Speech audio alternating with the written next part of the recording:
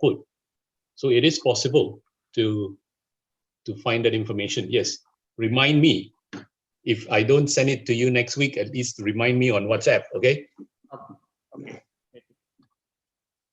Because yes, I needed some data to make a background in my my dissertation. Okay, thank you, Tiki. Any other questions from students? I hope you all have had some time to look at the Microsoft Excel spreadsheet and play around with some of the numbers, understand how construction is linked to other sectors of the economy. Because today I'm going to continue with looking at total requirements, which means that what we did last week was 100, say for example, 100 rupiah spent in construction. What is the immediate effect? So the immediate effect that we saw last week was that it would increase, or it would cause an expenditure of 65 rupiah in other sectors of the economy. So let me share my screen, then we can get on with this. Wait. I forgot to start my PowerPoint. Hold on.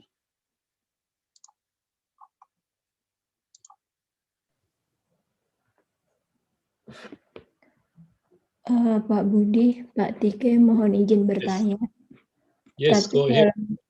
Tapi dalam bahasa ya Pak Tike, takut nanti. Ya, itu okay. Jadi saya sebenarnya pengen riset terkait pinjaman daerah untuk pembiayaan infrastruktur dalam rangka pemulihan ekonomi nasional. Jadi ada namanya pinjaman PEN. Mbak Fitria, mungkin ya, bisa Pak, agak lambat dikit speednya. Oh iya. Jadi ada program pinjaman daerah municipal loan for COVID recovery, PEN, in bahasa PEN. Apakah kita bisa menggunakan input-output ini untuk menganalisis dampak apabila suatu pemerintah daerah itu menggunakan pinjaman daerah untuk membangun infrastruktur, kira-kira dampaknya ke ke sektor lainnya bagaimana? Okay, very good question. I need you to tell me if you can find input-output tables for the daerah or the provinces. Irio? What I can find is only input-output tables for the entire country, Indonesia. What you need is to find the breakdown of individual provinces, or if you do not have provinces, at least the islands, maybe Sumatra, Java, maybe Jawa Barat, Jawa Timur, something like that, which will help us with the input-output analysis of your daerah. Because if you use your overall input-output table, you will never be able to find local impact. Okay.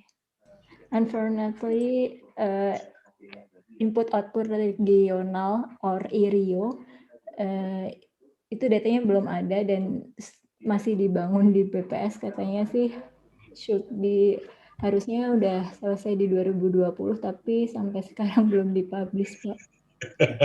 Terpengaruh COVID juga mungkin, Pak. Iya. Yeah. So they have planned to break down it to provincial level. Okay. That input-output for regional. Mbak Fitri? I don't know, Pak. But what year? Because what is the latest input-output table that BPS has published? 2010 ya? 2010.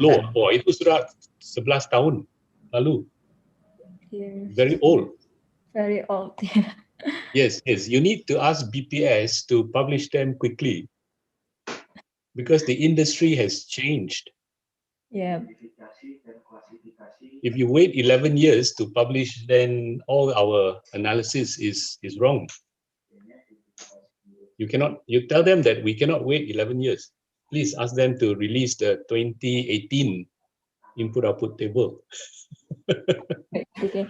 So, misalnya kita membuat simulasi nih, kita shock, itu tuh yang di shock konstruksinya atau di bagian investmentnya ya Pak? Misalnya yang municipal loan-nya tadi kan untuk infrastruktur. Nah, to check the impact, yang harus di shock itu sektor konstruksinya atau sektor keuangannya ya Pak? If the investment is spent in construction, that means it is given out as construction project, then it will be under construksi.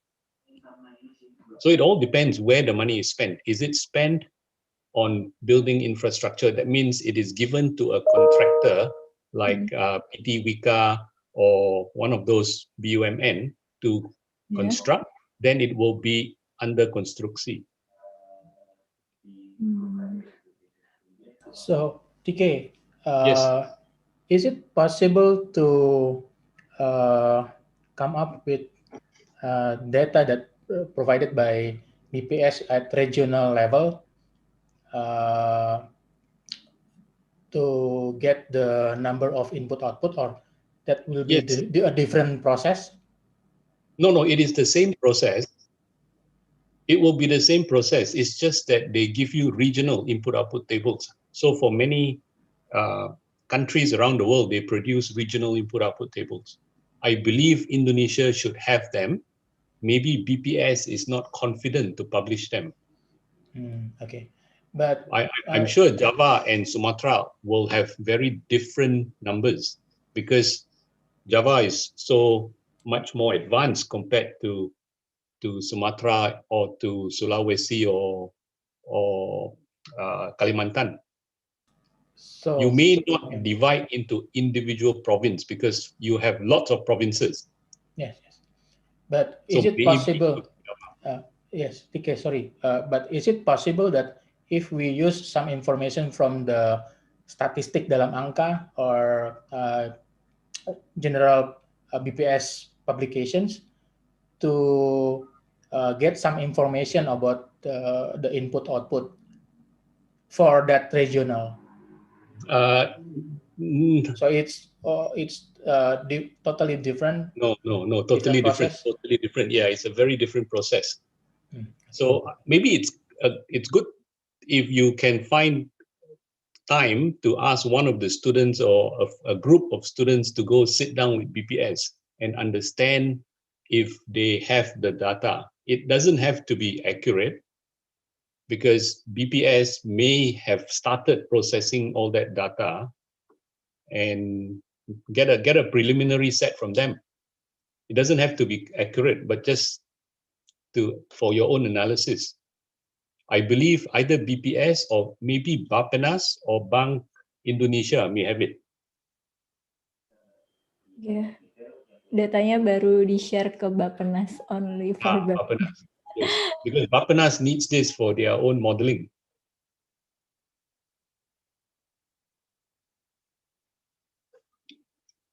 Okay, we can continue this discussion after my lecture. Okay, so let me just very quickly share my screen and then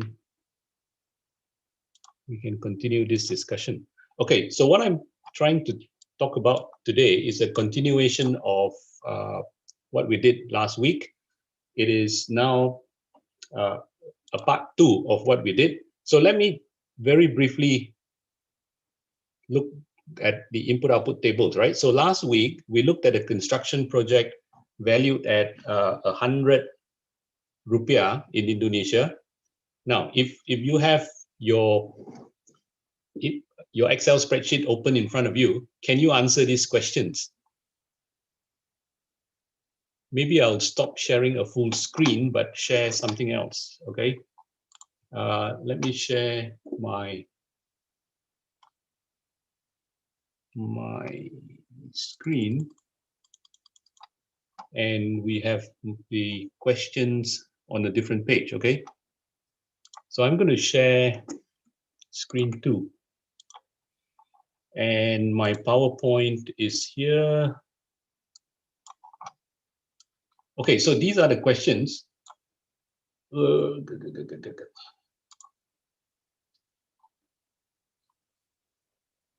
you see this?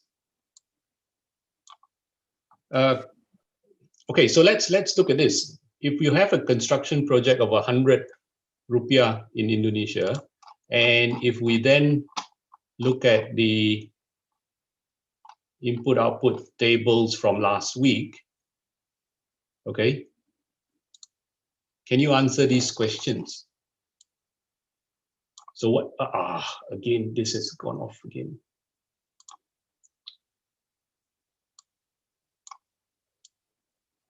So what is the direct expenditure in other sectors of the Indonesian economy? If you spend 100 rupiah on a project, how much additional expenditure occurs in other sectors of the economy?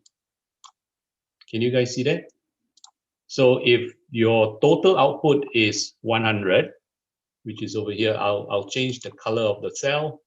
If the total output is 100, total konsumsi antara, which is this figure, so that is the total output in other sectors of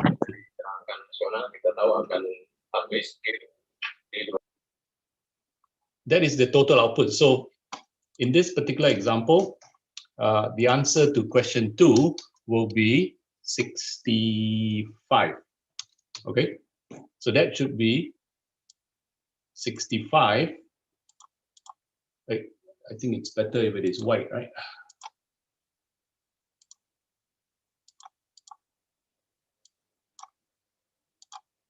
Okay. So direct expenditure in all other sectors of the Indonesian economy will be 65 rupiah if you award a project or if you start a project of 100 rupiah. Question 3. Look at the tables again and tell me what is the direct expenditure in manufacturing. So if you look at this, if it's 100 rupiah here, manufacturing will be in this line. Industri pengolahan, which is manufacturing, that will be 43 rupiah. So your direct expenditure in manufacturing is 43. In wholesale trade, that is perdagangan besar, wholesale trade will be 8 rupiah. So Rp 8. What are the direct wages earned by workers in construction? So out of 100 rupiah worth of construction project, direct wages earned by workers in the construction industry will be kompensasi tenaga kerja, which is over here, and that's 14. So that's Rp 14. Direct profits earned will be here, surplus usaha bruto, which is 20. Okay, so for 100 rupiah project, there will be 65 rupiah worth of activity or expenditure outside of construction.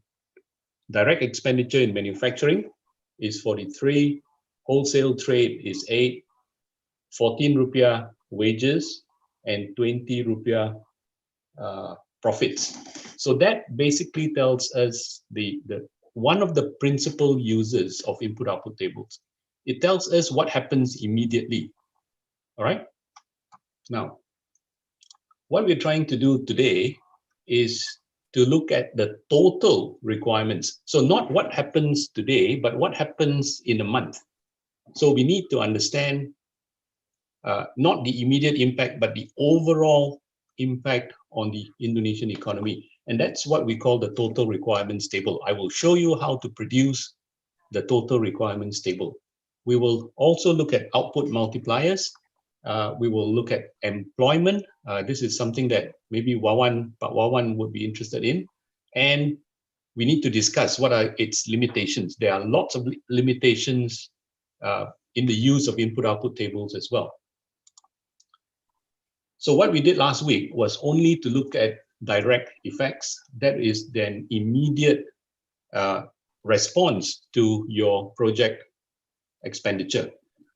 But what we need to do this week is to understand the additional intermediate inputs that is caused by an increase in demand in production, in construction, to other industries, which will further stimulate additional intermediate inputs. So it's like this: if you buy a car, you realize that the car manufacturing company has to make the car bodywork, has to make the engine, has to make tires, has to make glass.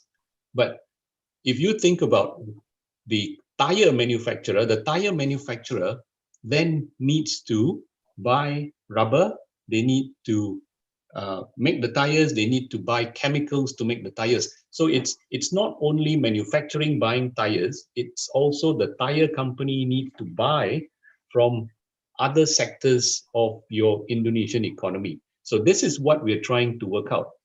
Not just construction, but construction buying from manufacturing, manufacturing buying from agriculture, agriculture buying from mining. So it is what we want to work out is the final demand or the total impact of 100 rupiah spent in construction. So what we need to do today is to run through a mathematical concept that you may have done in university called matrices, and the final demand is basically worked out this way, where X is the identity matrix minus the A matrix. A matrix is this one over here. This is your A matrix. All right. This whole thing is your A matrix. The 17 by 17 matrix is called the A matrix.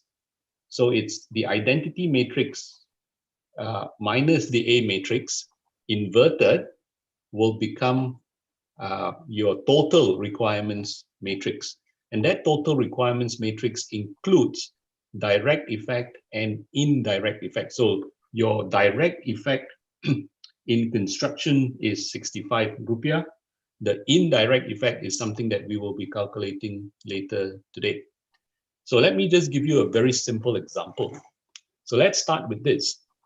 Suppose that in one country, there are only two industrial sectors, which is coal and steel, okay? And you know that to mine for coal, you need equipment, and the equipment is very often made out of steel. And to make steel, you need coal as an input. So let's look at this very simple statement here. The input requirements per ton of the two products are like this, okay? To produce 1 ton of coal, I'm just highlighting this, to produce 1 ton of coal, you need 0.1 tons of steel. And to produce 1 ton of steel, you need 0.3 tons of coal. So these are the requirements, very simple, just to make it easy for me to explain. It is only two products and two inputs. So the direct requirements table is shown over here, where steel needs 3 tons of coal and coal needs 0.1 tons of steel. Now, let us assume that you need to produce 200,000 tons of coal, all right? So this is, let me just maybe make this larger so that it's easier for you to see. Let us assume that you need to produce 200,000 tons of coal and 50,000 tons of steel in 1 year. But can you see the problem here?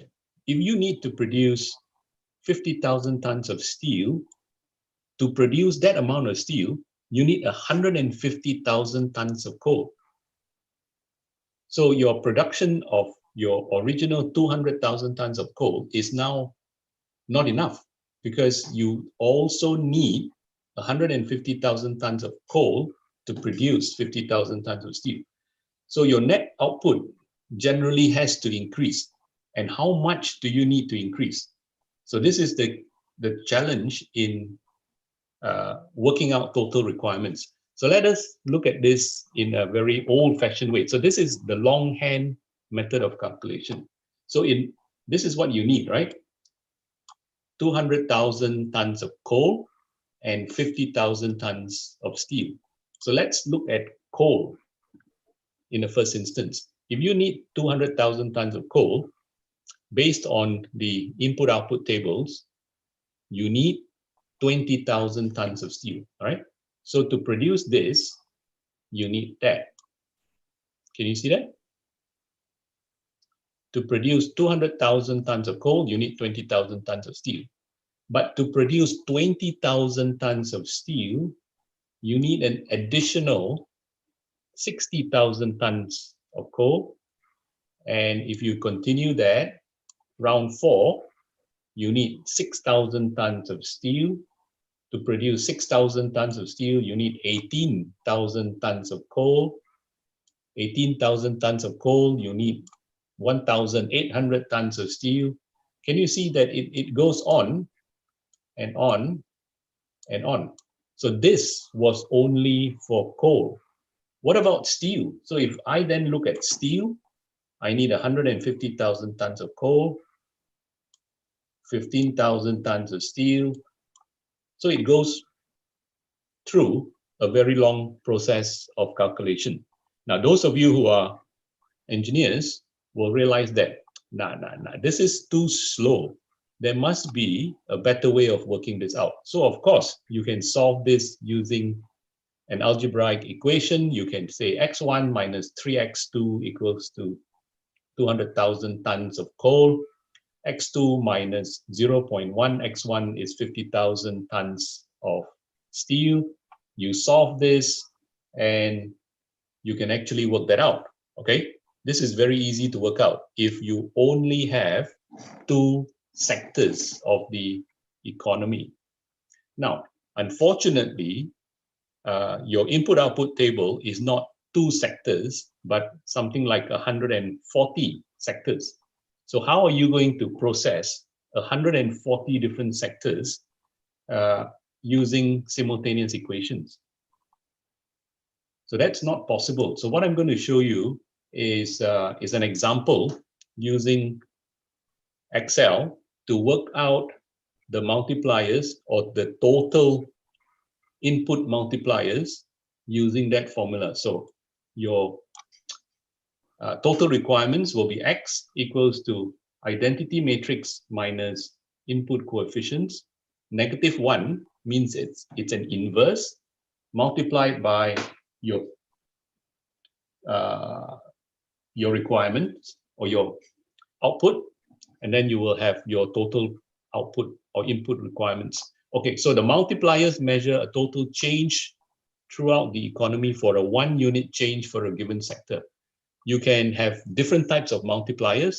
It can be an output multiplier, which means that you are working out the impact on the economy for 100 rupiah, or you can work out the impact of the economy on income, value add. I'm personally interested in exports, so I work it out for exports. If you are interested in employment, you can work it out for employment as well, and I will show you in the Excel how this is done. Okay, so let me go back to the Excel. Now I'm hoping that all of you have your computers with you, because I need to demonstrate how matrices work. So this is my simple example using matrices. I hope you still remember matrices from either high school or university. If we have a matrix like this, it's called a 2x2 matrix. So the matrix is defined by row multiplied by column. So this matrix over here is called a 2x2. So it's 2 rows, 2 columns. Are we all agreed? Any questions? All of you happy with this? Now, if I move over here, what is this? What is this matrix? It's a 2x3 matrix. All right, so it's 2 rows, 3 columns. If I call this first matrix A and the second matrix B, can you multiply A times B? Yes or no? Can you multiply A times B? Yes or no? I think no. Sorry, I couldn't hear that. Irfan? Yeah, I think it's not can multiple. You can multiply, right? You can do A times B. Can you do B times A? Can you multiply B times A? Yes, we can.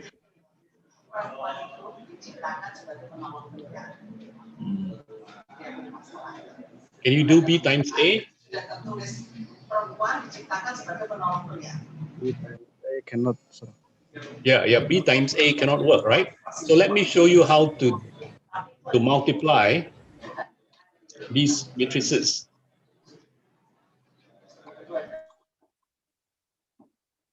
Okay, let me show you how to multiply A times B. So I'm going to try and show you how to multiply A times B.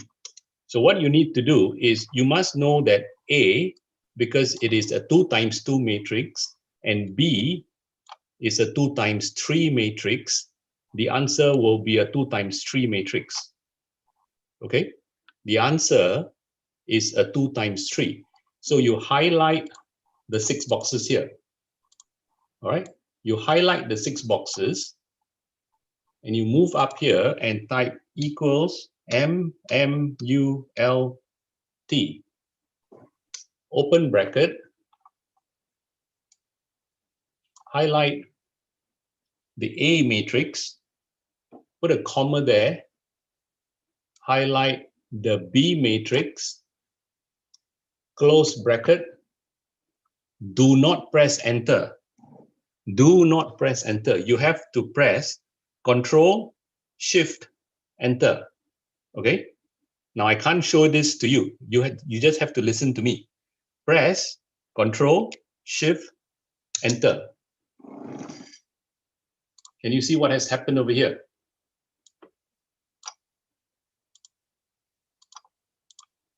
So it has automatically populated my answer, which is a 2 times 3 matrix with 9, 12, 15, 19, 26, 33. Can you all please try that and tell me if it works?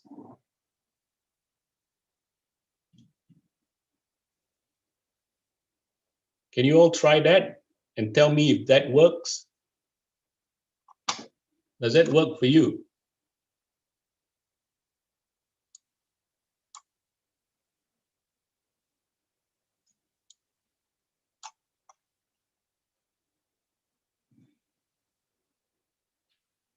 Does that work for everyone?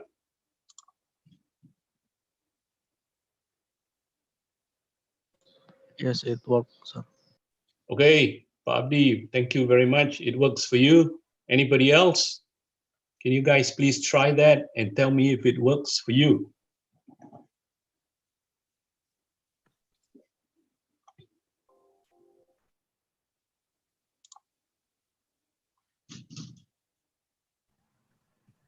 Yes, sir, it worked for me well. Okay, very good. Very good. Now, can I continue or do you need a little bit more time to try this? You just need to go in here, press Control, Shift, Enter. Okay. Now, let me show you another example. Now, if this is A and you wish to have what we call a scalar, which is 2 times A. So I'm trying to create a matrix that is 2 times A. So this is quite easy.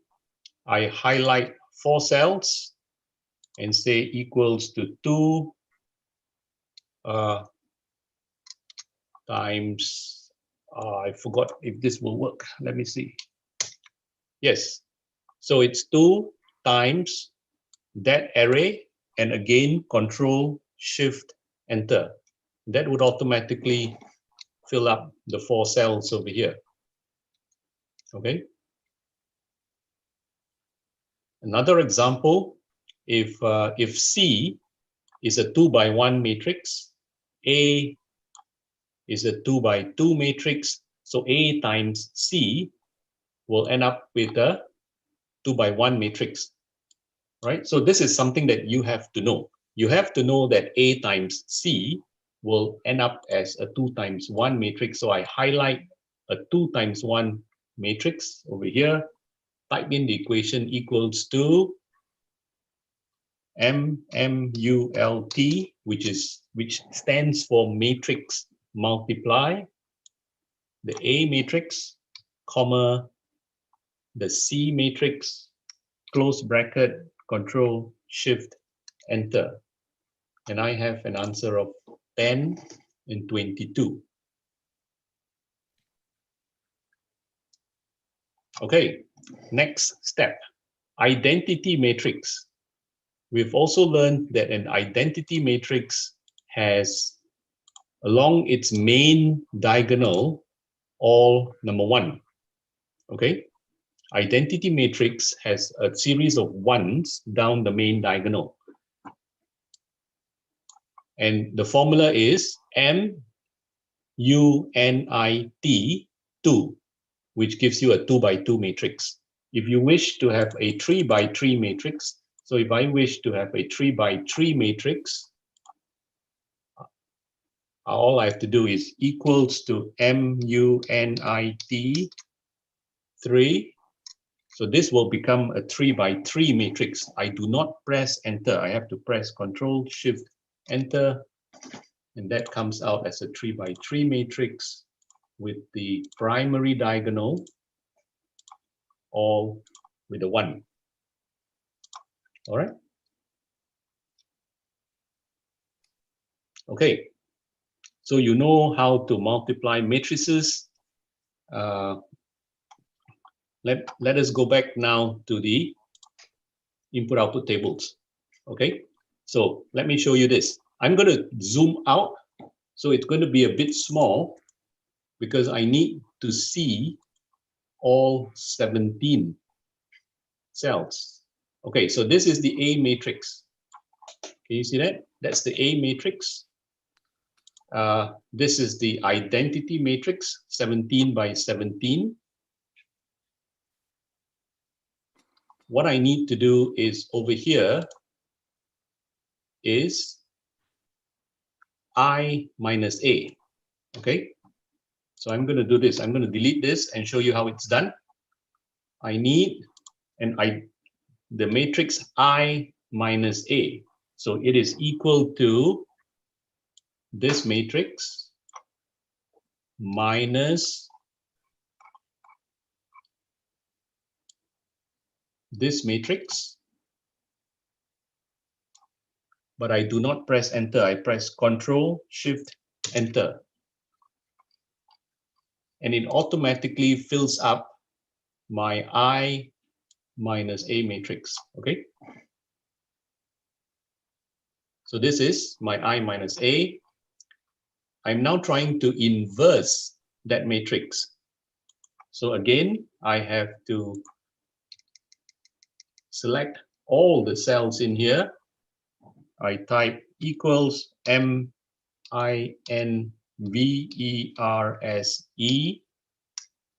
open bracket, this 17 by 17 matrix, close bracket, Control Shift Enter. And I now have my inverse of that matrix. Now, this matrix is now my total requirements. Okay, this is total requirements. If you look at construksi over here, I can actually do this sum.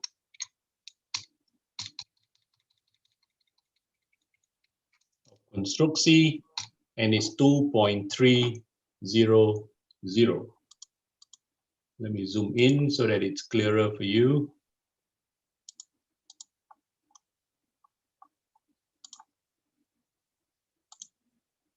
Now, so the multiplier, the total multiplier for construction is 2.300. I can also work out total multipliers for all 17 sectors of the economy. And you can see that construction is quite high, 2.300. And I think if I look carefully, it is the second highest. All right, it should be the second highest sector in Indonesia. If you wish, you can work out its rank. Those of you who are very good at Excel, you can do this, rank number. You want to rank all these numbers.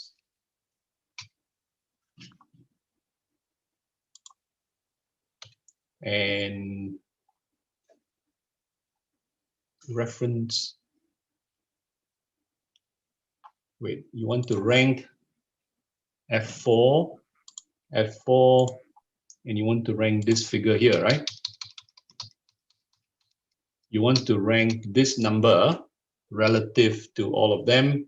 You want it to be from descending, 0. Is it right? Did I get it right, or have I? No, still. Have I gotten it wrong? Rank? No. I think it's the other way around. Sorry.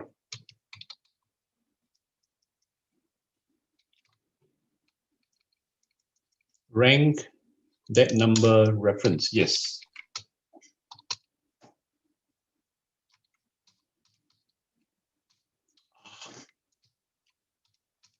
Copy.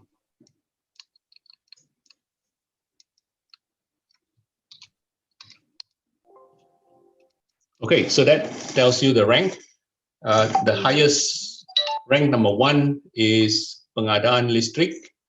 Rank number 2 is construction. Okay, rank number 3 is transportation. Rank number 4 is manufacturing.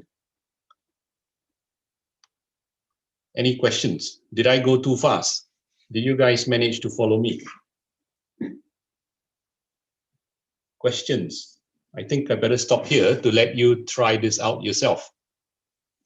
So please tell me if you have managed to follow what I've done and worked out the same numbers. Okay. Yes. Can you tell me if we look at the data that pengadaan gas and listrik, yes, the position is the first rank. Rank number 1. Yes. Yeah. What the logic to explain why in the pengadaan listrik? Can we assume that all industry need gas and listrik? Not necessarily. It is more what pengadaan gas and listrik buys from other sectors. So if you look at pengadaan gas and listrik, okay, they have a higher total konsumsi antara. Can you see this number here? 0.7650.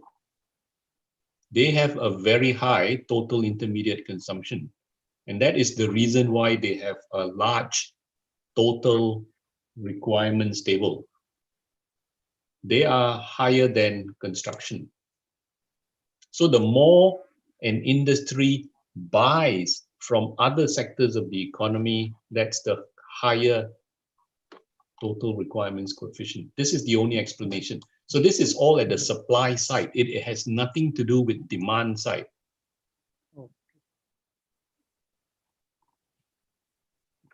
Because the lowest is pertanian, right? Yes, the lowest must be pertanian, yes. Oh.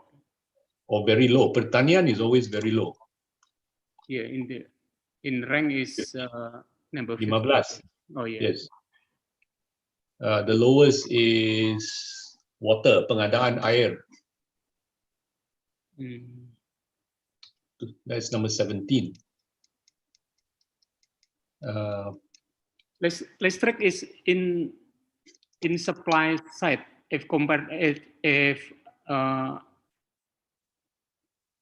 in supply side from what, from construction or from all industry?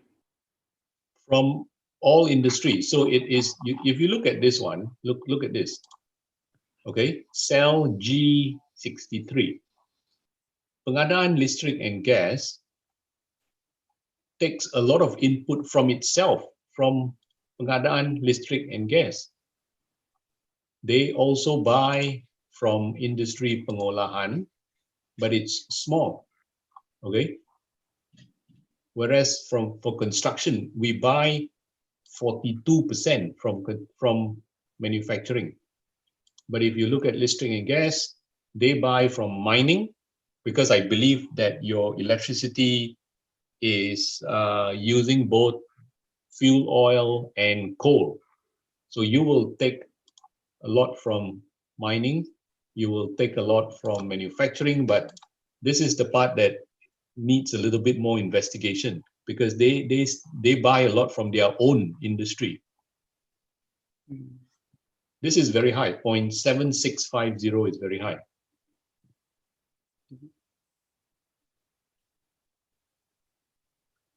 Okay, other students, do you all manage to get the same answer? I need you to confirm that you can get this total requirements matrix. All of you got this? It's same. Sorry, Pak Abdi? It's same with my Excel.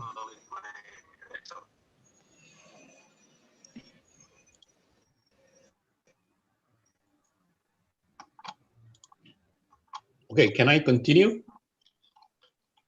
Can I ask, sir? Yes, sure. What is the 2.3 means? If we invest 100, the economic sector or the construction sector got to 23 rupiah. 200. Okay, so the entire Indonesian economy will increase its output by 230 rupiah. Oh, so it's entire economy, not entire economy. Not for just construction. Not only construction, because construction only increased 100, but your Indonesian economy will have increased output by 230 rupiah. Okay, sir. What about the number 1.0176 in the middle of the table? From the construction to construction. From construction to construction. Yeah. Okay. So in the construction industry, we generate 1.102 rupiah. Okay. So that's what it is. 100 rupiah spent in construction generate 102 rupiah of activity. But it also generated 70 rupiah in manufacturing, 12 rupiah in agriculture, 13 rupiah in mining, and when you total that up, it is 230 rupiah. Okay. Okay. Now you understand why when you have a financial crisis, every government in the world will spend on construction, because you can always spend on construction. Now, can you spend on pengadaan listrik and gas? You cannot spend on that, because you cannot force people to use more electricity or more gas. That is the demand comes from economy. It comes from population. Okay, so even if you build more power plant, you cannot increase the use of energy, you cannot increase the use of electricity, you cannot increase the use of gas. Whereas if you spend in construksi, you can clearly see that there will be multipliers into your economy. So every 100 rupiah spent will increase activity by 230 rupiah. Any other questions? Okay, very good. Let me explain a little bit more. So these are what we call output multipliers. It includes direct or initial spending. So we worked out that the direct spending was 65 rupiah. Okay, and then the total is 230 rupiah. So the difference is your indirect spending.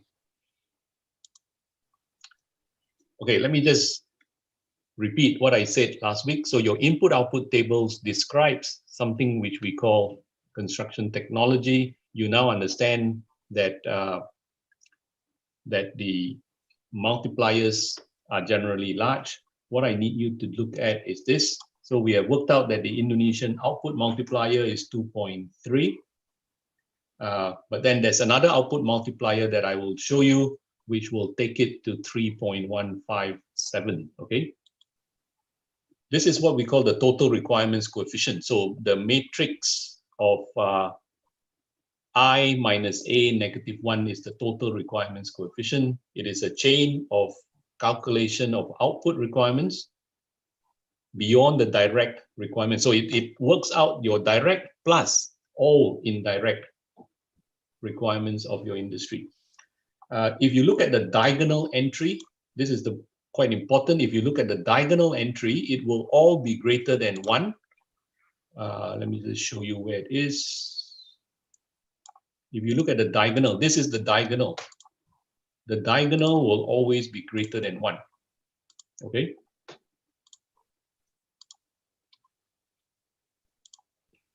This basically tells us that 100 rupiah spent in that industry will generate more than 100 total output, which is what you've asked me earlier, right? Construksi will spend 1.02.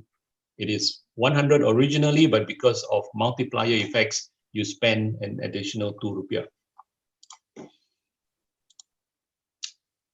Now, once you know this, it is now very useful because you can then work out a lot of, or answer a lot of questions. What if, all these what if analysis in which the input-output tables can be used.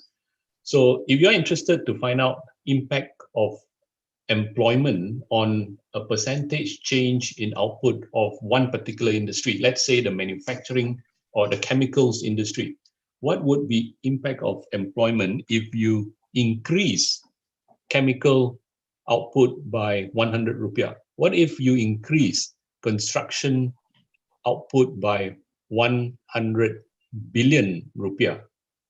So these are very important questions, and I can show you how this is done. So the multipliers will also show the first round effect, the immediate effect, and the total effect. The immediate effect is what happens tomorrow. The total effect is possibly what happens after a few months. Okay, so the aggregated effects will occur, is something that we say it's a secondary effect. It will occur after all the transactions have been considered. You can also use this to look at the structure of demand, exports, if Indonesia is exporting, or imports, if it is importing, investments and capital. You can also analyze energy and environment. If you know the source of energy, if you know that each output is linked to how many tons of carbon dioxide, you can actually calculate your energy content, your carbon intensity for every sector of your Indonesian economy, which will then allow you to link it to sources of pollution by linking data on emissions to input-output tables. It allows you to also carry out sensitivity analysis to look at which of these, like for example, if you wish to change your power stations from burning coal to burning diesel, what is the impact of changing from one fuel to another fuel, or should you move straight into improving technology, more efficient turbines? All those type of analysis can be carried out. Now, what I'm going to share with you is what I've done in 2016, where I've looked at the Australian construction supply chain and I investigated output, imports, employment, income, and value add multipliers. So let me just very quickly show you what we've done. In Australia, we can break down our construction industry into residential buildings, non-residential buildings, other construction, heavy civil engineering, and construction services. Some of these classifications have changed over time. So this is what we look at is output coefficients. So 1 Australian dollar of output. The first round effect is 74 cents of demand in other sectors, $2.56 in total in the whole Australian economy. Okay, and the other multiplier here, $3.64, is taking into account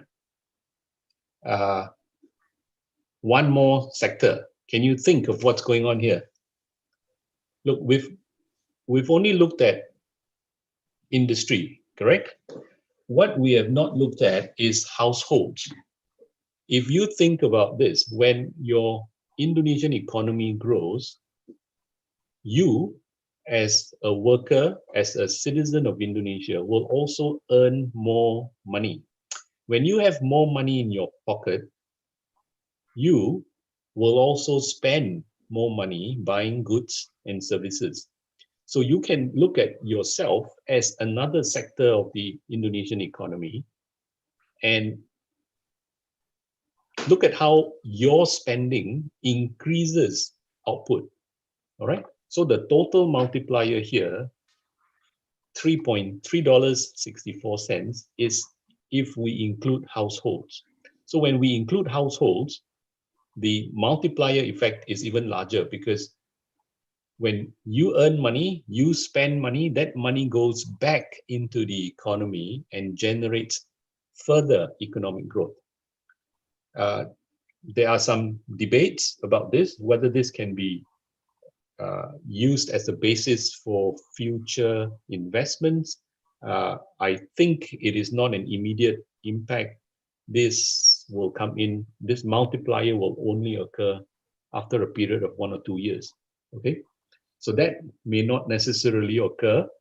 It is something that we can work out, but we advise you to think very carefully before you use some of these numbers. So that's output coefficient. There is imports as well. So I'm really interested in where Australian construction companies import from. So if you look at the imports, it's not very clear out here. Residential construction, we import 6% of products directly into the construction industry. But if you look at where these imports come from, we don't buy directly from overseas.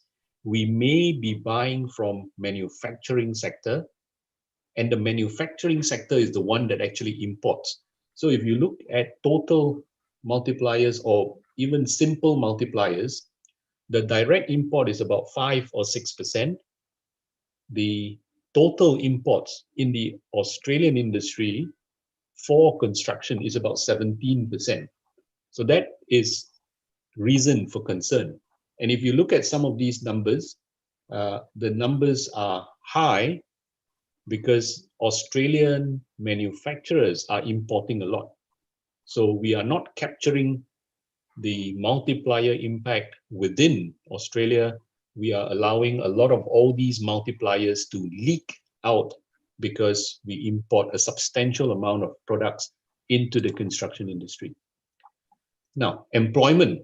This is something that I can share with you as well. I have data for your Indonesian employment into different sectors of your economy.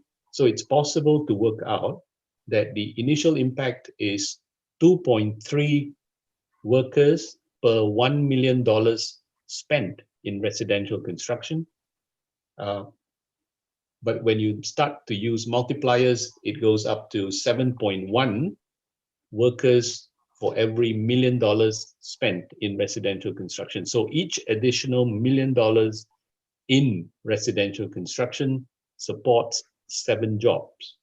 So that is something that's very important if you are looking at the efficiency of the construction industry or the productivity of the construction industry. Do you want a high number or a low number? So this is something that maybe Wawan would be interested in, because if you look at some of these figures over here, if you look at the figure here, shape, fill, no fill. Can you see this? The multipliers have actually come down. So is it good news or is it bad news? We have become more efficient. We need less or fewer workers per $1 million. So that means that we have become more productive, but the impact on generating work is reduced. Okay? So construction is not generating sufficient employment because we have become more efficient. So this is something you guys can work out and think about as well. Do you want a big number or do you want a small number? Small number means you've become more productive, but your linkages to job creation is reduced. Mr. TK? Yes. Can I ask a question about the employment? Yes. What Yes. kind workers absorb from the $1 million to 2.3 to 2.3 workers? What kind workers? Okay. Even in the Australian Bureau of Statistics, we do not have the breakdown. Okay, we do not have the breakdown whether they are experts, whether they are professionals, or whether they are tradesmen. So there's the total employment. Yeah, just total employment. Okay. It would be very useful if we can find out the different classes of employment, but unfortunately, even in Australia, we only have total employment. So I want to ask, so the analysis in input-output table, this input-output table just generate the total employment. Yes. Okay. Okay. Thank you. No, it all depends on what data you have. So the more data you have, the more analysis we can carry out. Yeah. Any other questions on employment? Okay, the next one is income. So using the same argument, I can work out income. I can also work out value add, which you call nilai tambah. So all that can be worked out. I can share most of the analysis with you. Now, limitations. Okay, so there are lots of limitations with input-output tables. You would have seen that we talk about 100 rupiah additional investment into construction. When you talk about 100 rupiah additional investment, that's very easy, right? I'm sure there is enough money to put in 100 rupiah. Now, what if it is 100 trillion rupiah? Can the Indonesian economy absorb or supply 100 trillion rupiah of additional activity? So this input-output tables assumes that everything is linear, okay? But in reality, if you are already at full employment, it is very hard to increase output. So you have to understand, if it is a small increase, you can absorb the small increase. If it is a large increase, it is not possible to absorb that large increase without shifting workers from other sectors. So this is the limitation of input-output tables. It assumes that the technology is fixed, the prices are fixed. So if you push 100 trillion rupiah of construction activity, you will have supply constraints of workers, you may have supply constraints of steel, you may have transportation constraints. So all that will prevent your output multipliers to be achieved. But if you spend 100 rupiah, it is possible that your multiplier is 2.3. But if you spend 100 trillion rupiah, your output multiplier may not be 2.3. Second point, we assume fixed prices, that if we buy more, it is still at the same price. But economics tell you that if there's greater demand, prices will go up. We assume that the ratios in the requirements table A is fixed, but in reality, it is not. We are basically just looking at average effects. Then you have, we assume later on that households buy goods and services in proportion to their income. But in reality, if we have more money, we will buy different things. If we have less money, we will buy different things. So that again is another limitation of input-output table. Absence of budget constraints. We also always assume that the government and the households have no budget constraints. In reality, every government has a budget constraint. You and I, we have budget constraints. It's national input-output tables. So unless BPS or any other national statistics department gives you regional input-output tables, it is not possible to use a national input-output table for smaller regions, because what works for the entire country may not be representative of small regional areas. So for example, earlier, one of you asked me about investments in a district or in a daerah. Yes, it's very different because you need to collect input-output tables for a particular district. One very good example will be your Ibu Kota Baru, your new capital city.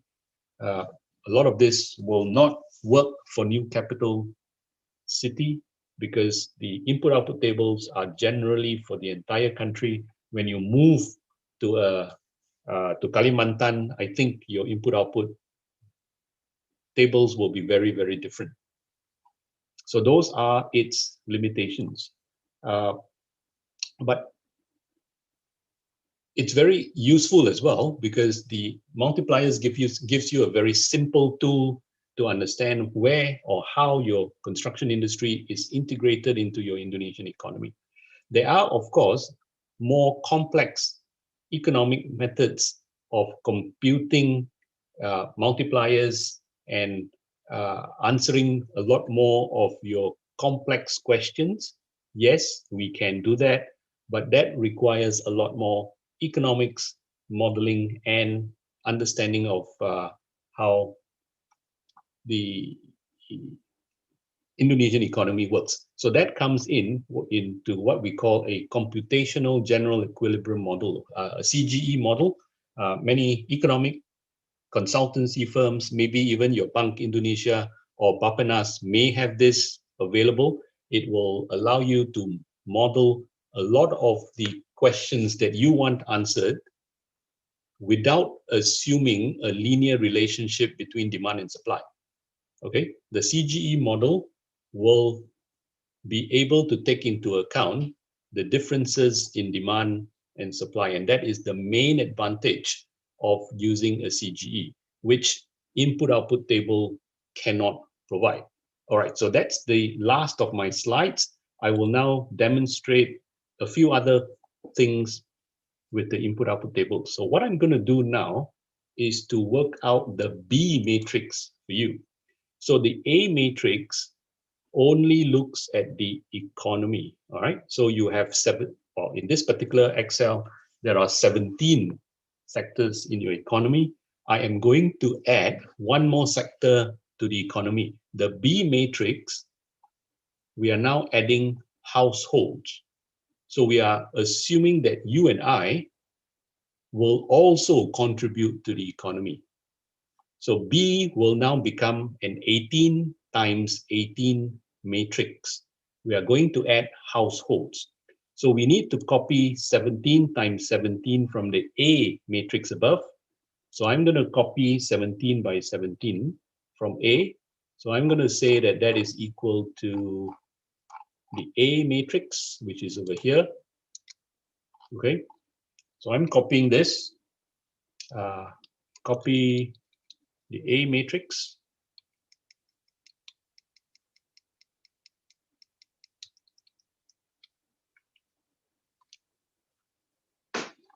Now, households, if you remember correctly, we had households in quadrant 2. So household is konsumsi rumah tangga, which is over here, konsumsi rumah tangga. So I'm going up to get konsumsi rumah tangga.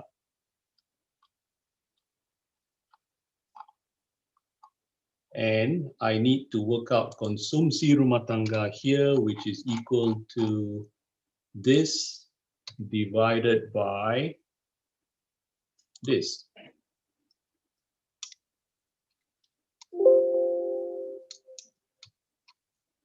Okay, so I'm going to work out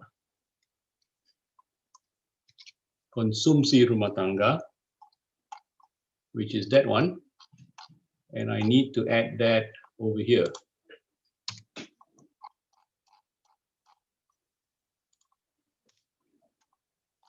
So households is added here.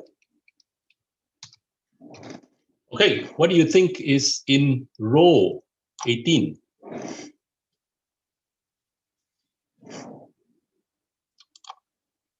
So that is what the households spend.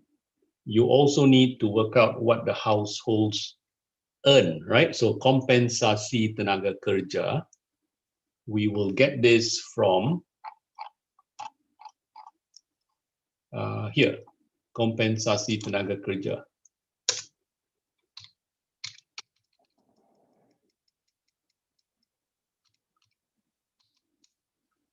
So I copy that from above, kompensasi tenaga kerja, 0.2076. Let me just check that I've got my numbers correct.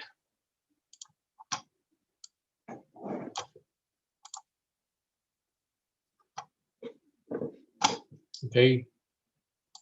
Are you all still with me? So that's my B matrix.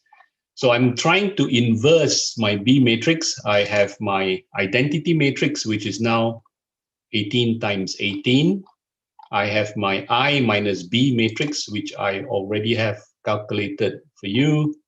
And this is my I minus B inverse, which has already been calculated again. I put in employment data. So I got this from your BPS. Okay, so I have employment data, which is from BPS, employment in ribu jiwa for 17 sectors of your economy. So that would be 42 million workers. Your construction is 5.5 million workers in year 2010. I work out your output, which is from above.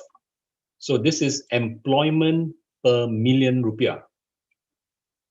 So this row here is employment. So how many workers per million rupiah?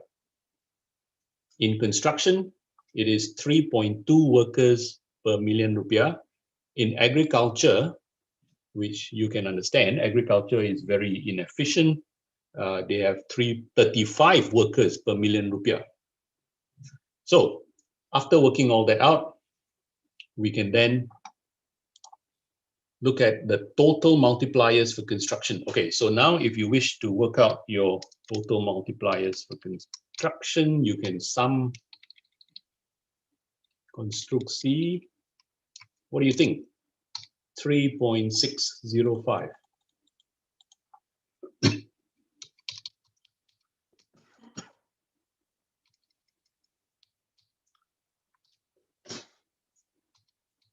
Okay, construction is 3.605. You can then do rank this value divided by this value,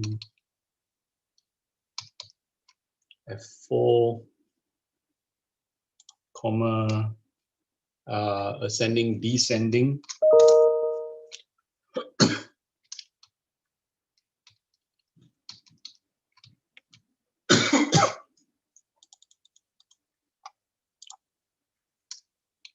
Okay, so the highest is now administrasi pemerintah, which is government administration.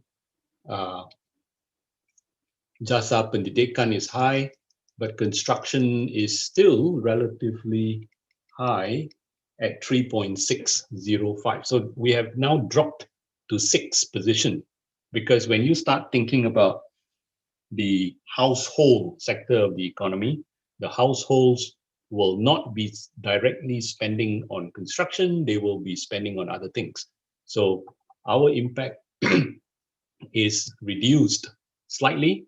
We are no longer the number 1 or number 2 sector of the economy. We have now dropped to 6th position. Okay, so now let me show you how to work out employment. Now, if you have your employment over here, your E matrix, we call that the E matrix. So E is now a 1 times 17 matrix. You can use your E multiplied by A, which will give you first round effects. So this is E matrix 1 times 17 multiplied by 17 times 17 gives you that. E times A star gives you simple multipliers. E times B give you total multipliers. So what these figures tell you is 1 million rupiah supports 3.2 workers, first round effect. In the entire economy, 1 million rupiah supports 12 workers. And if you consider household expenditure, 1 million rupiah supports 19 workers in Indonesia. Okay, your output multiplier, so 100 rupiah spent in construction will be 65 rupiah spent in other sectors, 230 rupiah spent in your entire economy, or 316 rupiah in your entire economy, assuming that the workers earn wages, companies earn profits, and spend in your Indonesian economy. Okay, that ends my lecture today. I will send you another Excel file with all the answers. Okay, I will give it to Pak Budi. He will be able to share that with you. All the calculations, all the answers will be sent to you in another Excel spreadsheet. Questions, please.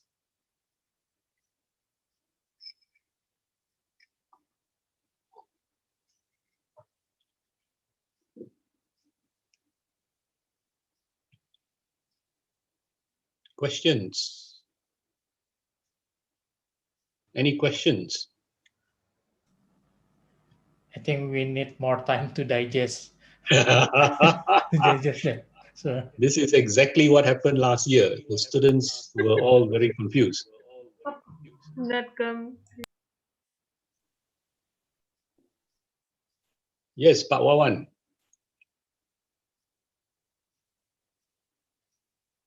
No, I don't have any question, Pak. Okay, but very hard can you to understand. I think we need maybe you need some time to play around with these numbers.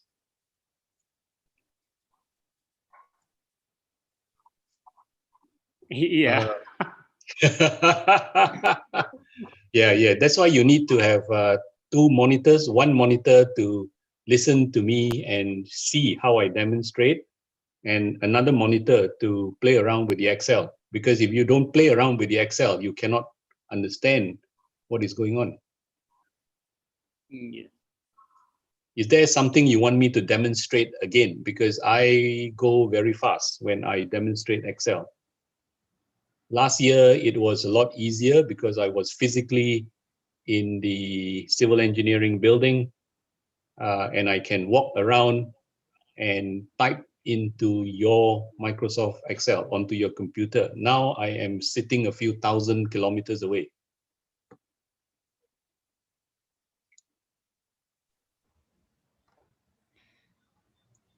Any other questions? Otherwise, but Budi, I think if the students wish to organize a session where they themselves discuss how or what help they need, I can also join them and explain this to them in another session if you think it's necessary. But yes, I already set up some channel in the Microsoft Teams for discussion. So it will be back to them, up to them, whether when they want to have some discussion internally or can be involving us. Okay. So I think it's important that they play around with the Excel spreadsheet and see how much sense they can make out of the multipliers, input-output tables, and everything. Okay, thank you, sir.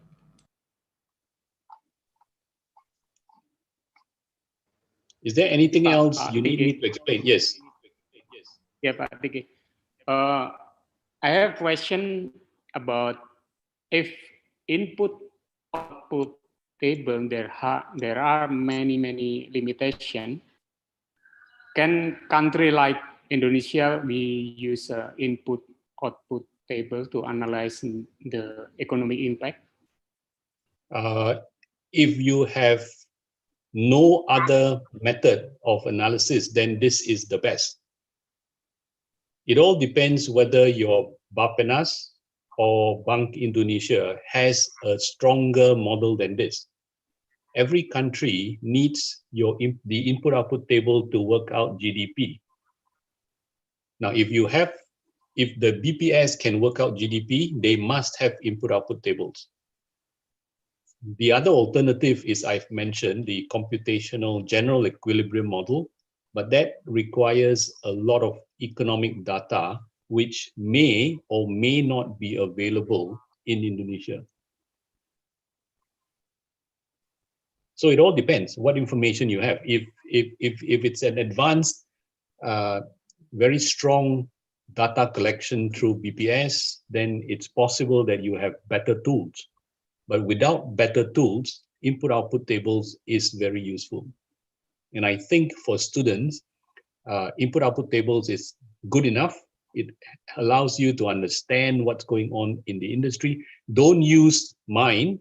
BPS has a larger table. Okay, if you want, I can send you the 140 by 140 table. This is 17. 17 is useful for me to demonstrate. But I suspect that if you are serious about doing an analysis for Indonesia, you will need 140 sectors. So BPS has produced the big tables.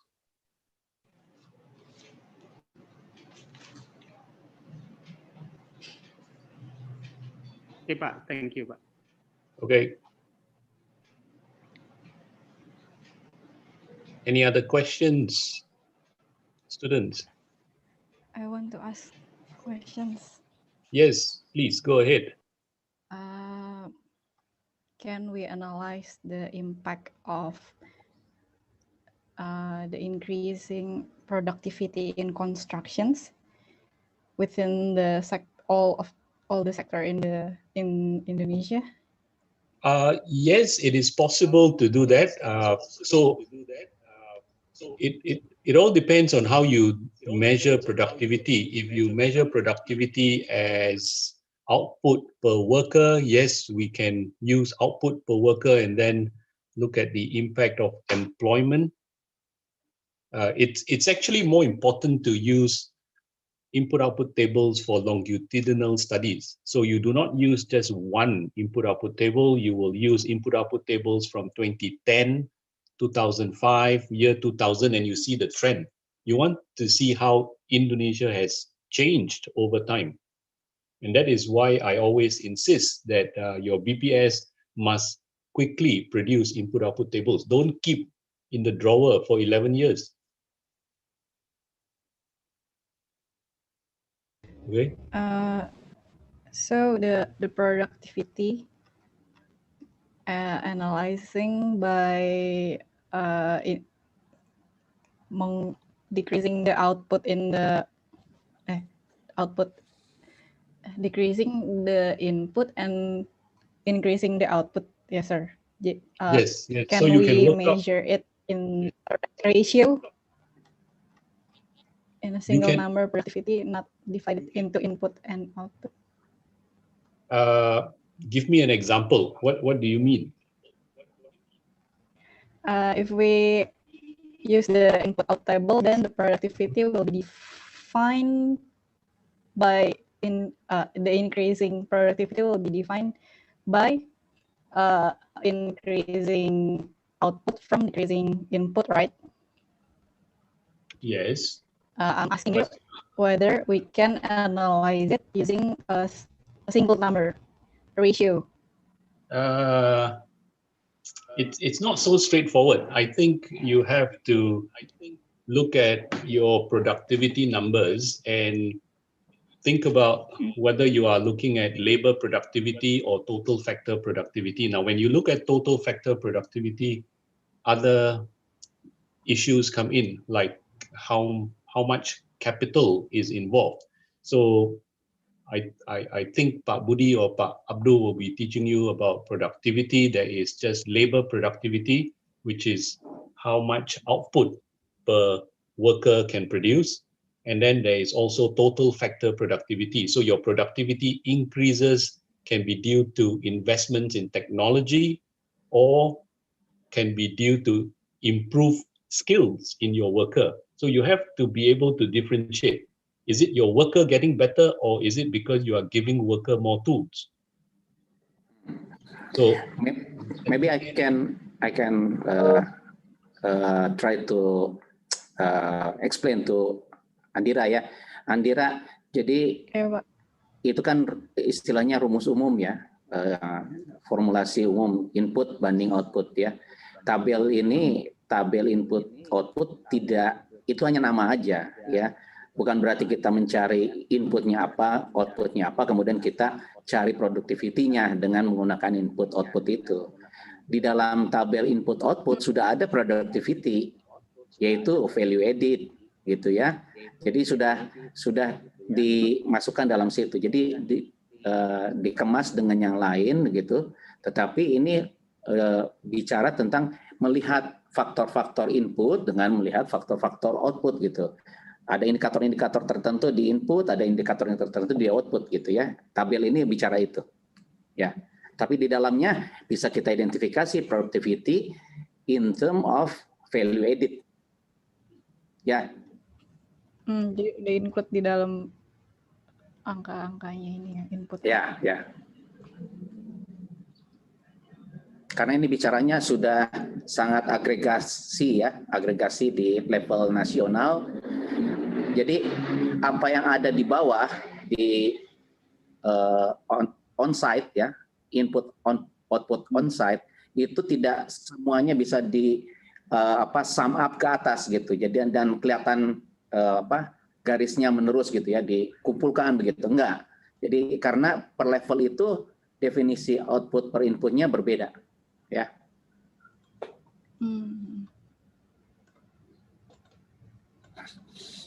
So TK, your lecture for this session already finished or just? Yeah. We've finished because this one was just a continuation of last week. Last week, I think they had too much Microsoft Excel, so all the head also pusing. Okay, actually, I would like to share with the students. Actually, I follow your lecture video recording. So I tried to summarize from your first lecture, the second and then third, but not this one. This one I miss. So my purpose is to show them topics, questions come up by your lecture, by discussion from your lecture. So the student can choose the topics for their final project. Okay, so I would like to share. Ya mahasiswa, jadi saya akan buat list ini. Listnya silahkan nanti mungkin dipakai untuk membuat proyek akhirnya nanti ya. Karena proyek akhir nanti sifatnya perorangan. Kemudian masing-masing harus ambil topik tertentu yang nggak boleh sama dengan topik yang lain ya.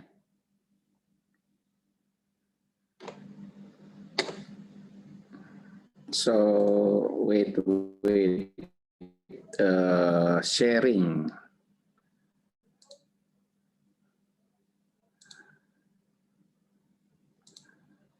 Oke, sudah bisa kelihatan? Oke, ini dari lecture pertama ya, lecture pertamanya TK. Jadi ini sudah ada beberapa topik nih ya yang bisa. Actually TK, maybe we can make like a roadmap or topics of potential research to do by us actually but maybe the student can do that as their thesis, or maybe just try to find out behind the questions for instance regarding the standard national account you mentioned about 2008 2008 actually PBS statistic already mentioned that they use I think 2008, but maybe try to find out whether the same with yours in Australia, the classification they said it's called KBLI. What's the Pak Budi KBLI, kelompok besar, Yes, I have seen that term before. KBLI is exactly klasifikasi baku lapangan usaha Indonesia, Pak. Ya, lapangan usaha, yes, correct. So it is the same as our lapangan usaha Indonesia, Pak. Usaha, okay. 2020 already revised. Oh, okay. So you have a KBLI so 2020. Student can, 2020 already revised That's the last one I think. So student bisa lihat mahasiswa bisa lihat apa itu dan dihubungkan dengan yang disampaikan oleh TK. Kemudian definisi industri konstruksi ini penting juga kan TK mengatakan tentang definition and structure industri itu penting sekali. Jadi kalau kita tidak memahami strukturnya, jadi kita nggak bisa mengklasifikasikan dan juga tidak bisa mengukurnya nanti. Masalahnya adalah definisi yang ada ini berbeda antara BPS, kemudian juga dengan yang melaksanakannya dalam hal ini LPJK atau kementerian gitu. Ini kalau nggak nyambung bagaimana caranya begitu Dan saya pikir ini penting sekali Seperti yang isu tentang maintenance real estate masuk atau enggak, kemudian supply chains. Actually, TK in Undang-Undang Jasa Konstruksi 2017, they tried to include also the supply chains, which is the trades, the trades community, and also the manufacture for concrete, precast, and so on, and also to the upstream developers also. So yeah, they try to include them, but the data is separated by the BPS, so we cannot measure. Kemudian tentunya ini untuk juga dibandingkan dengan negara yang tadi, mungkin setidaknya dengan Malaysia, Singapura seperti apa tadi. Tike sudah menyampaikan yang Australia bisa juga. Perbedaannya apa, isunya apa gitu ya. Kenapa kok kita harus sama? Ya tentunya tadi bicara tentang komparasi ya, comparison between countries gitu. Jadi kalau enggak bisa kita compare, kenapa kita mau sendiri gitu ya? Apa gunanya kita sendiri gitu. Kemudian berikutnya juga mereka sudah mengeluarkan data-data konsumsi, statistik konstruksi dan seterusnya, ada 3 bulanan ya data konstruksi itu, quarteran itu apa sebenarnya ya, data-datanya cukup berguna nggak? Nah, useful or not ya, TK ya. We get a lot of data, but I don't know how to use the data. Who's the users of the data? So me.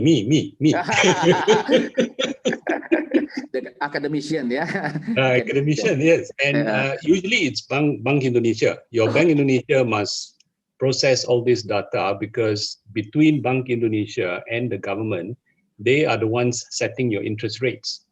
Yeah. But should be more useful, yeah, for others, yeah. So I think that's questions also. Well, it all depends on the university to teach this at the university level, so that your students can then be more engaged with the data. I believe that the property sector are a little bit more analytical, so they tend to look at this very much more than construction, because they need to make sure that the buildings they develop can sell. We only build. Yeah. So I think jadi itu ya, bisa lihat begitu. Kemudian bagaimana membaca datanya, ya, how to interpret the data, the terminology, ya, and how to collect the data. That's the important thing. Something's missing, ya, TK, regarding the maintenance and repair, ya, for household, for instance, ya. Oke. Kemudian perhitungannya, what is VA, value added, ya, value added, how calculate the value added. For instance, for contractor and subcontractors, ya, you mentioned about that. Kemudian ada terkait dengan real estate dan repair and maintenance, itu adanya di mana, ya, itu bisa juga jadi pertanyaan. Bagaimana meningkatkan produktivitas industri konstruksi dan produktivitas proyek konstruksi. Ini bicara tentang adanya pencatatan di manufaktur atau industri pengolahan dan juga konstruksi, yang mana di satu pihak kita selalu bilang bahwa dengan manufacturing, ya, off-site construction, itu productivity project meningkat, tetapi productivity construction sectors decreasing or still the same gitu ya. Nah, itu diskusi yang menarik, ya. Jadi yang mau kita tingkatkan productivity yang mana, ya? Apakah memang productivity industri konstruksi itu penting bagi kita meningkatkannya, atau justru productivity di proyek yang penting kita tingkatkannya, ya? Tentunya akan berbeda. Kemudian public and private, we don't have that kind of comparison, ya, TK, between public and private. I already got the data from ADB, ya. I think maybe 3 or 5 years ago, yeah, about 91% by public and the rest by 81 or 19% by private. So, but in Australia, different, private is more than public. Well, my question to you is, who pays for your houses? You live in your private home, right? Your house belongs to you. It doesn't belong to the government. Yes, I think that's good question. I read, one of the data from BPS mentioned about that the survey only cover big and middle-sized contractors. So I think we lost that data. I mean, for small contractors, yeah. Small contractor, yeah, yes. the one who support the privates, yeah, or housing, yeah, dwelling. So I think that's another, I think, challenge, yeah. Demand forecasting for and approval. I think your information regarding the data approval, yeah, data, yeah, can be used for forecasting the demands of construction. We don't have kind of data, yeah. So I think we should have both sides, supply and demand. So I think we lost, we missed the data for demand, except the governments, yeah, except for government projects. Another thing you mentioned about some data from IBIS and also productivity papers, yeah, and also books from you. Maybe student interested, yeah, to read the books or papers so they can get the question from that. That's from your first lecture. Second, okay, more to come. Construction production system in Indonesia, yeah, and each classification. I think we should try to describe. I think student can try to describe, yeah, as you describe in your lecture. I think, yeah, comparison between Australia and also Indonesia, I think it's better, yeah, to explore, yeah. KBLI breakdown and definition, overlapping or not, yeah. Regarding the manufacture of precast, for instance, yeah. I think I saw some codes, yeah, related to that, yeah. Maybe a student can try to also define the breakdown, the structure, yeah. Supply chain, loyalty or competitive supplies bargain. You mentioned about that in Australia, you can have one supplier submit the quotation to different contractors proposing to one project, yeah. So Indonesia it's not like that. So the supplier should be a loyal supplier, okay, should be but for the proposal propose only, but after the proposal, so the supplier can supply also other contractors. Okay, the roles of government as a owner and regulator. I think this is interesting in Indonesia because the major, yeah, a major funding coming from the government, so they can also regulate not only their own work but also the private works, yeah. So the private don't have the ability, yeah, to make their own procedure, yeah, but they just copy the government. So I think that's another thing, yeah. Classification of contractor tiers, yeah. Indonesia, we don't have something like that. Yours is very flexible, yeah, flexible. We have like a very silo, yeah, a non like cannot penetrate, yeah, cannot penetrate that. I think that's, I don't know, is it a good thing or a bad thing, yeah. For instance, if one contractor in one classification want to step up or maybe move to the higher, I think that's another a challenge, yeah, for our industry. Should be like very flexible, yeah. Private sector, open, not regulated, yeah. Indonesia, they try to just adopt the government, so they want to be regulated by the government. So I think there's also another interesting discussion. Splitting project. I think Pak Budi, yeah, asking about that, yeah.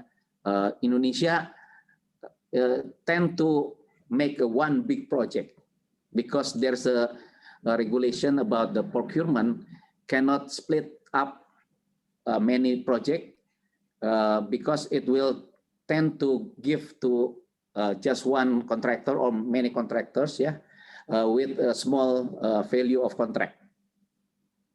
So if they have a small value of contract, they can just select a point directly. So that's and try to not to use the competitive bidding. Yeah, I think that's another discussion.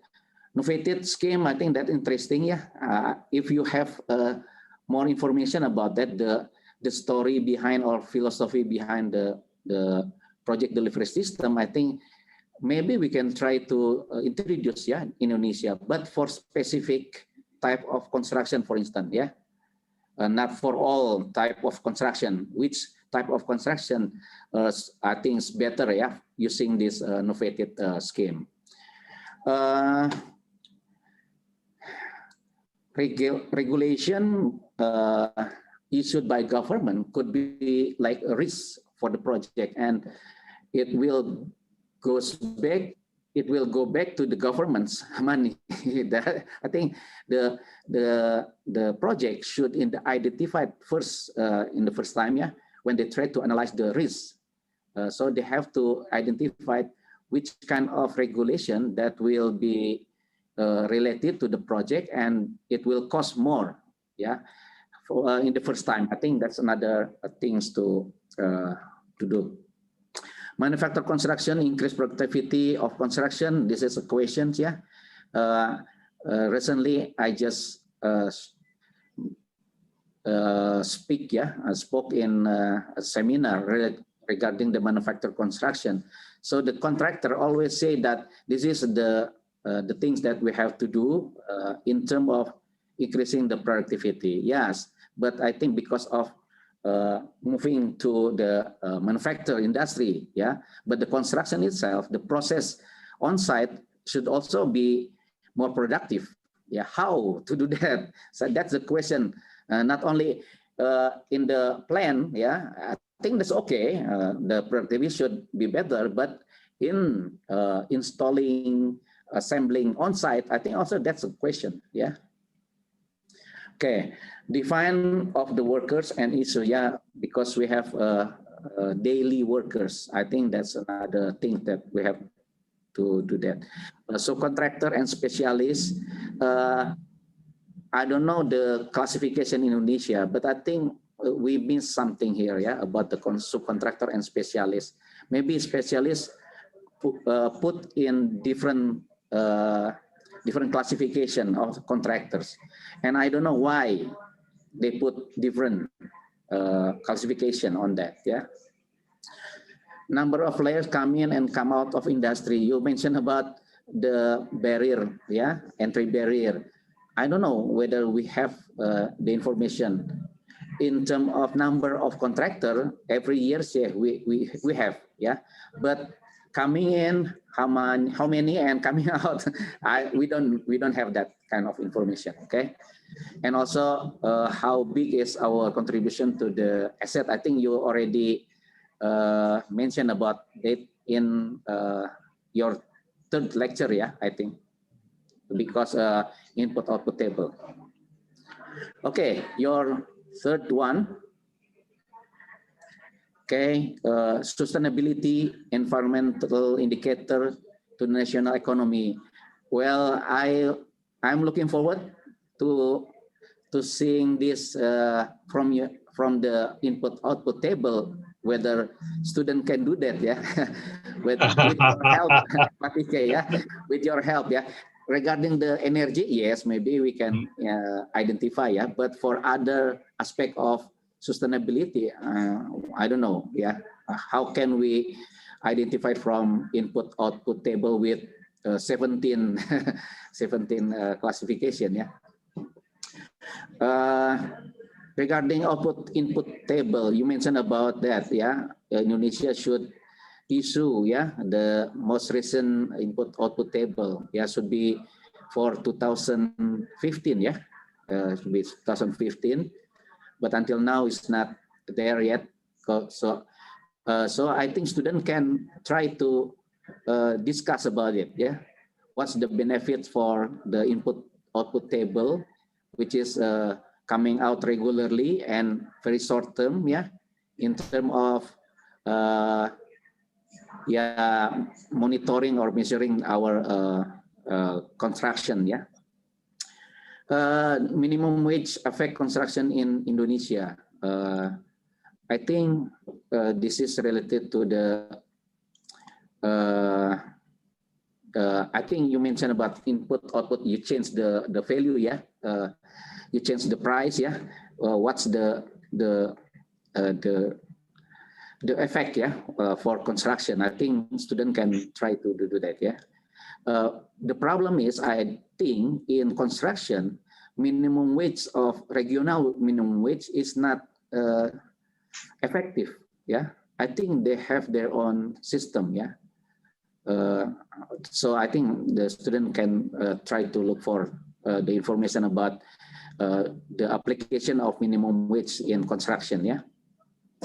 And also the number of, if we can identify the subcontract, how the value added, how many percent compared to the main contractor.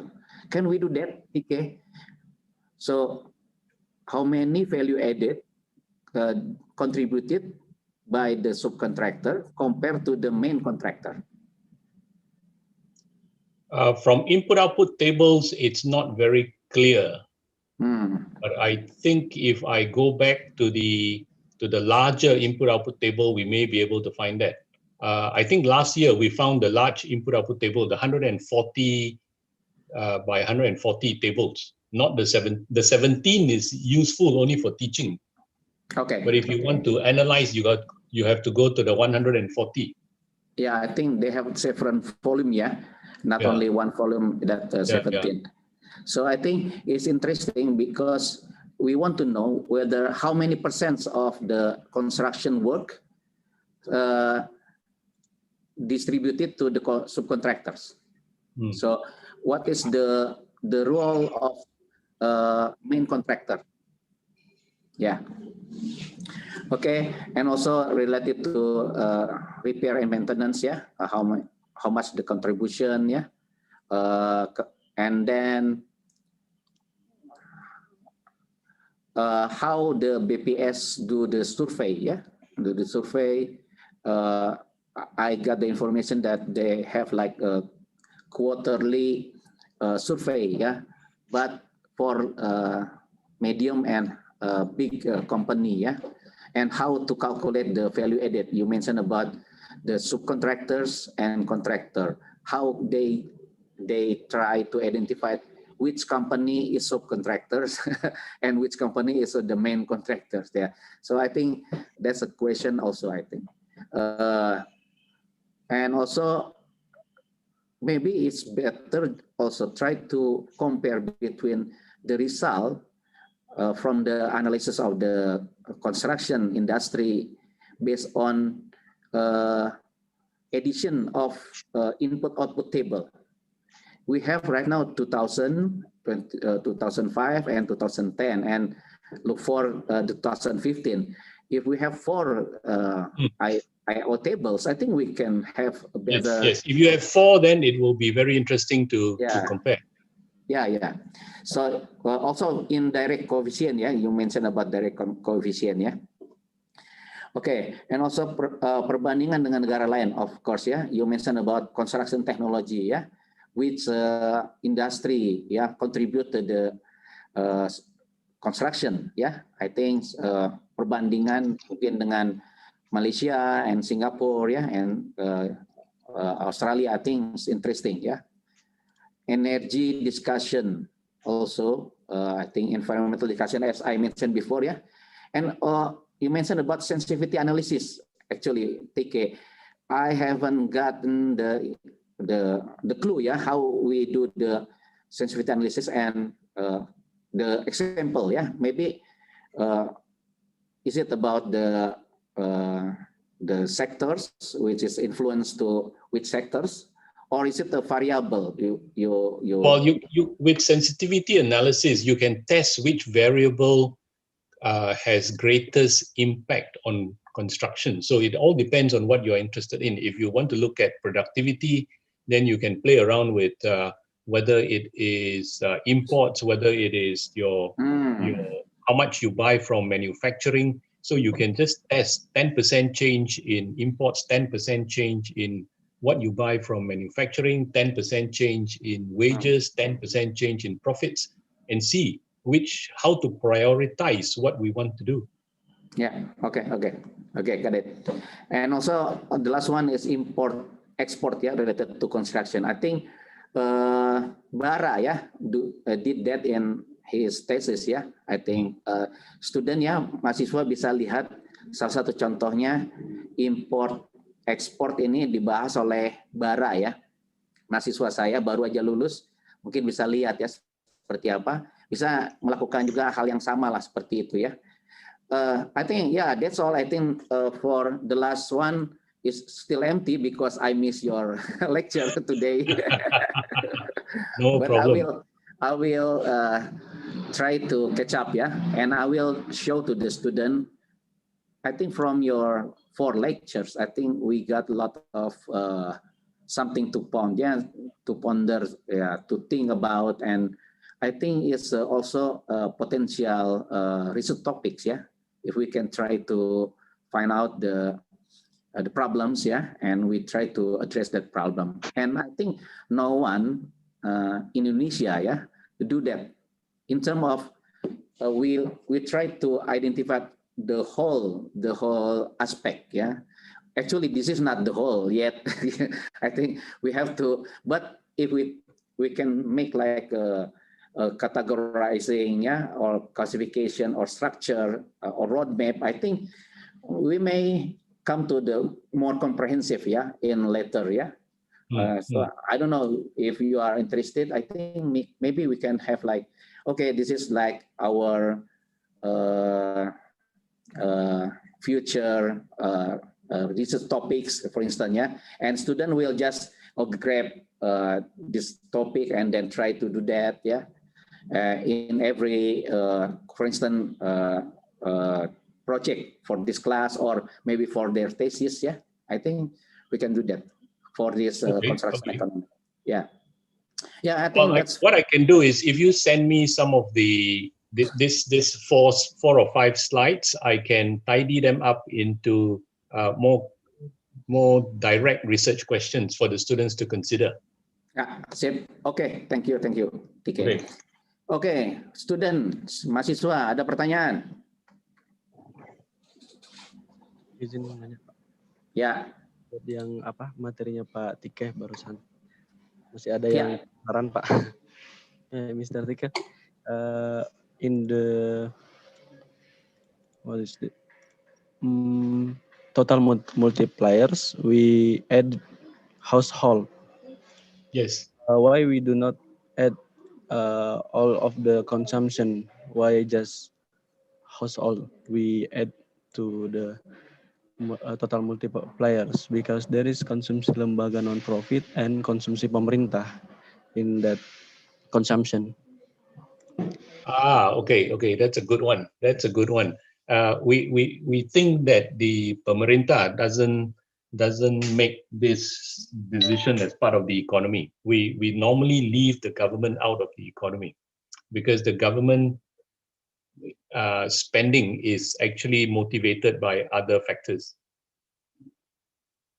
Okay, the government spending is not motivated by economics. How about the non-profit organization? Non-profit organization by definition is okay. I hear what you're saying. I think non-profit is usually not part of it because it's very small. In your input-output table, in the first table, there is 3011, 3012, and 3020. There is 3 definition of consumption, but we just add household. In the second part, you know why? Because I need an equivalent row. Because if I use column, I need to keep the matrix square. So if I have a column, I need a row. So the row can only be found in kompensasi tenaga kerja, which means it's household. There is no kompensasi for pemerintah, and there is no kompensasi for non-profit. Oh, Okay. okay. Okay. I need to keep it square, because if it is not square, I cannot analyze. Remember that the matrix has to be square. Oh, okay, sir. So it's So- same with the imports. There is no the square matrix. Yeah, you cannot have another sector if it is not square. Okay, thank you, sir. There is a limitation maybe. Yeah, there's a limitation. So if you want a more detailed one, then you have to go to computational general equilibrium. CGE models are very complex. So I think that one you would need to have a master's in economics just to do this. It's not a master's in construction, but master's in economics. Maybe Pak Abdul will consider offering that. Okay, thank you very much, sir.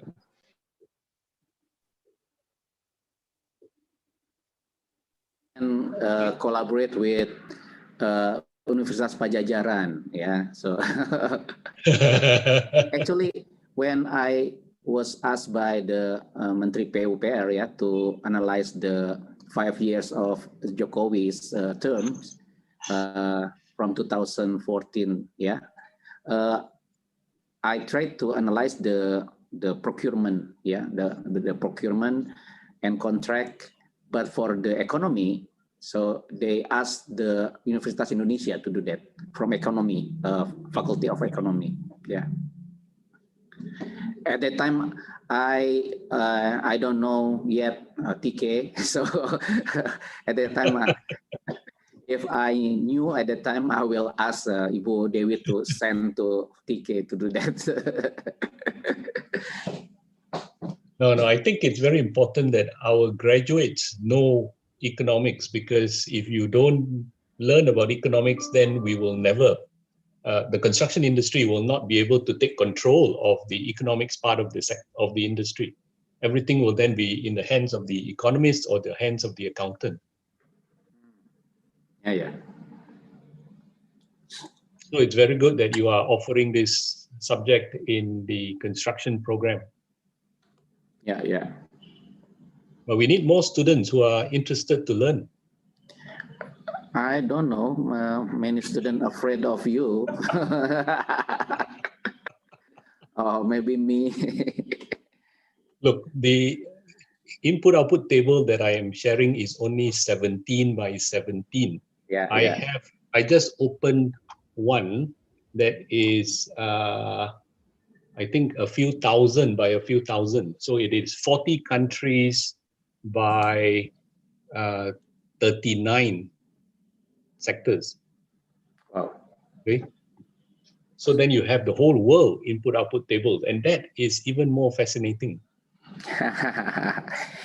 Is it also can be categorized as a big data calculation? No. Yes, you can. So that makes it even more fun, because I can send it to students if they want to have a look at how to manipulate all that. But make sure you don't use it on your small notebook computer. Notebook computer will have smoke coming out.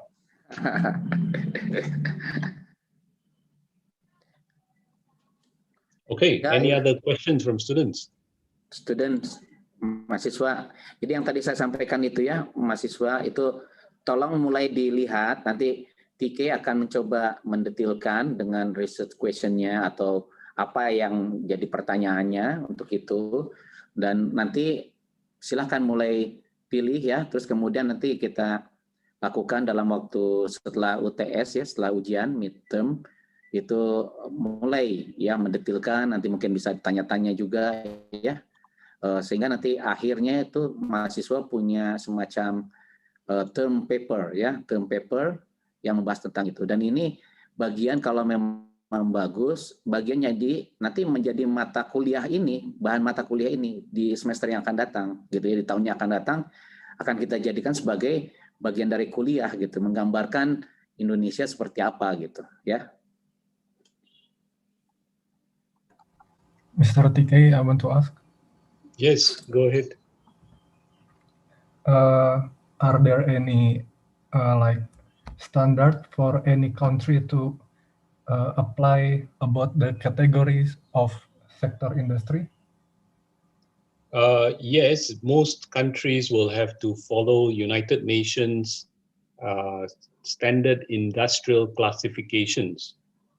So the United Nations have published all the classification. Most countries follow that. And I think Pak Abdul says that your BPS has published a latest KBLI that is consistent with United Nations. Yeah. Also the methods, including the methods. Yeah. Because if you don't follow the same methods, we cannot compare across countries. Okay, so from KBLI. Thank you. KBLI. Your KBLI is actually the latest one should comply with the United Nations.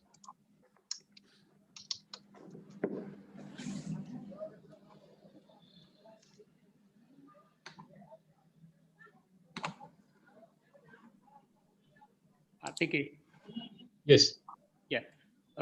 As you mentioned before, that input-output table is very important. So BPS have to create, what do you think, every month or every years? In Australia, we have it every year. Every years. Every year, yes. So if BPS they don't create the input-output table, can we create for ourselves, Pak Tiki?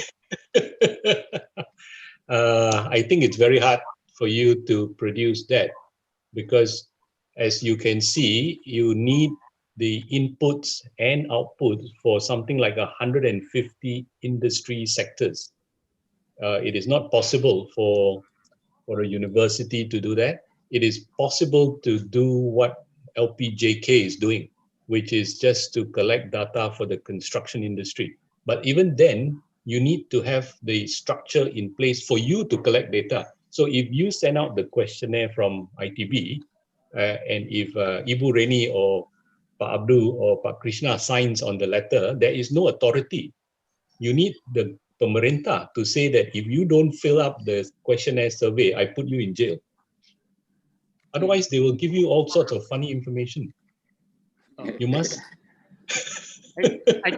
I just thinking, Pak TK, I just thinking that we use past data, like past data from BPS, and we use like predict the input-output table for current data using by, maybe we can use like economic growth for each industry. Can we use like that?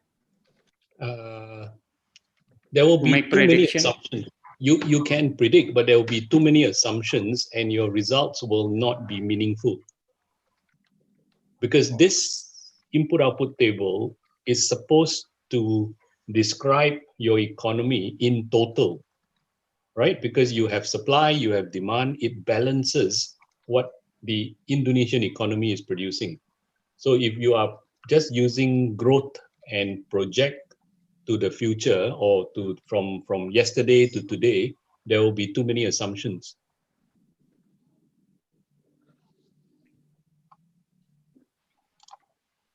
Okay. Because even BPS, I think they're doing prediction also, because they get data from survey. Yes, possible. It's very possible that BPS is using some model to predict. But I think it's better that they predict than we predict, because if we predict, we only have construction data. We do not have data for all the other sectors. BPS should have data for all other sectors.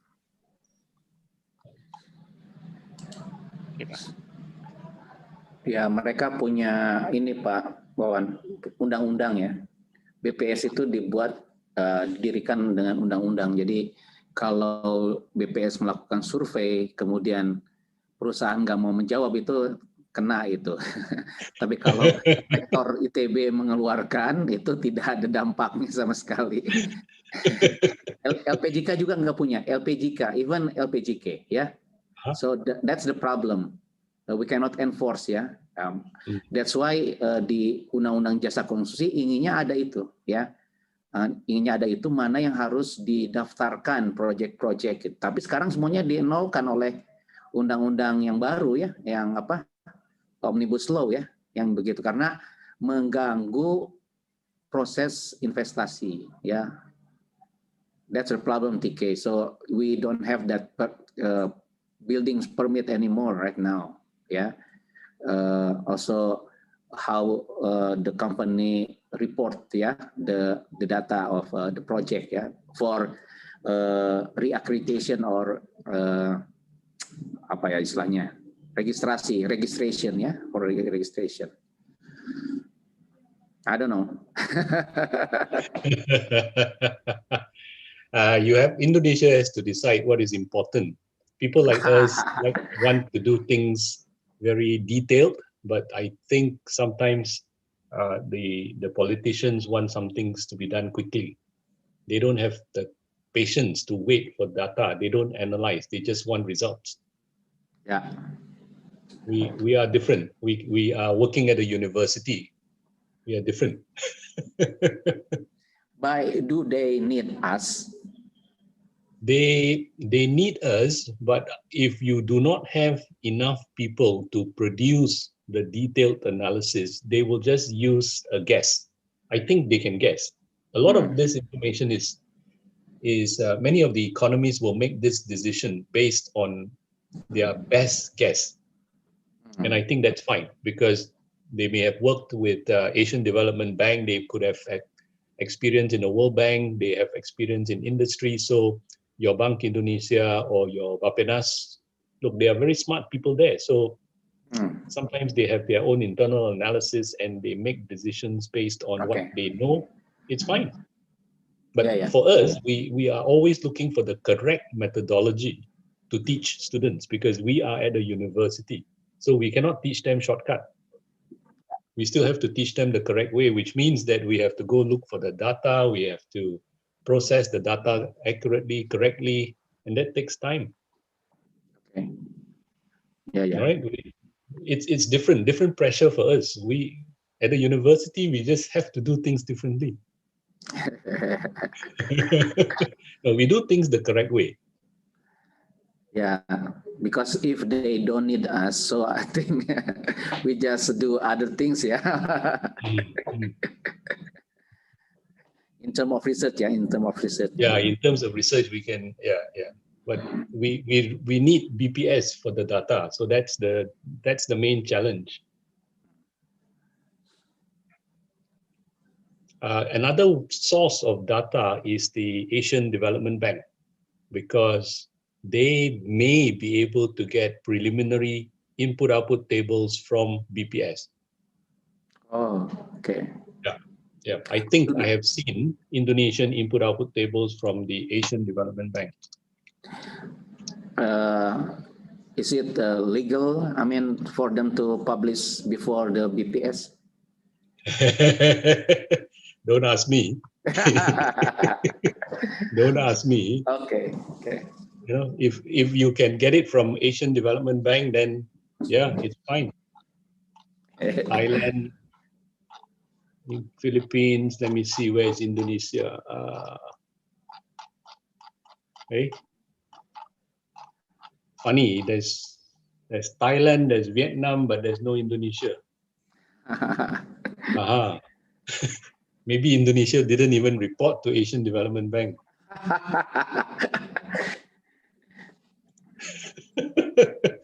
Students, you can go onto the Asian Development Bank and look for this. Okay, I can find Thailand, Vietnam, Sri Lanka, Republic of Korea, Pakistan, Philippines, China, Nepal. So have a look at the Asian Development Bank. They have good data as well.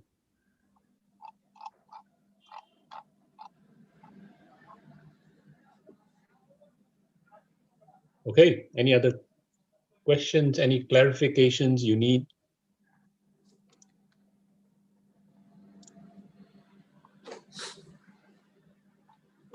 Right now, okay, Pradipta, silakan.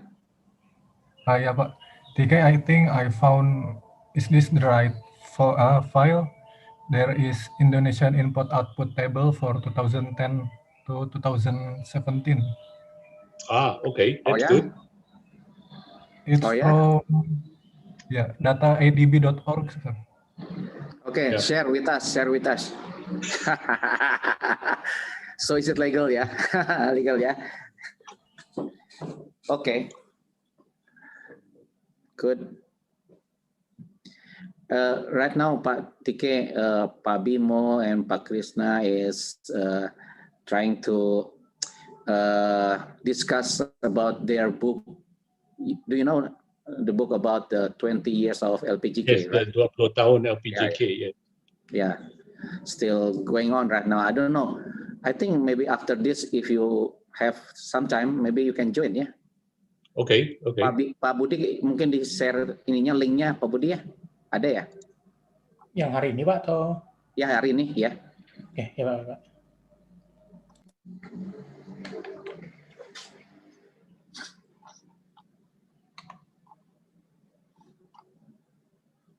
So, mahasiswa ada lagi pertanyaan?